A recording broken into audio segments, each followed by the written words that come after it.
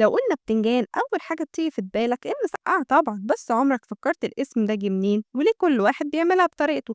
المسقعة مش أكلة مصرية الأصل، دي أكلة مشهورة جدا في بلاد الشرق المتوسط، يعني مصر والشام وتركيا واليونان، وكل بلد بتقدمها بطريقتها. أما عن اسمها بقى فجاي من فعل سقة، يعني حاجة اتغرقت كده في الصلصة، وده اللي بيحصل فعلا. البتنجان يتقلي وبعدين يتسقى بصلصة طماطم والثوم وخل فتسمت مسقعة. لكن في بلاد الشام المسقعة بتتعمل نباتية، يعني بتنجان وفلفل وصلصة وتتقدم باردة. أما بقى اليونان فدي نسخة فيها لحمة مفرومة وبشاميل، بس مختلفة تماما عن اللي بنعملها هنا. في مصر ابتدت نباتية وبعدين كل بيت ضاف له لمستها، في اللي يزود لحمة مفرومة وفي اللي يحط بطاطس وفي اللي بيشوي بتنجان بدل ما يقليه، لكن الثابت دايما هو البتنجان والطماطم. يعني عمرها ما كانت أكلة ملوك، هي أكلة شعب رخيصة وسهلة ومشبعة.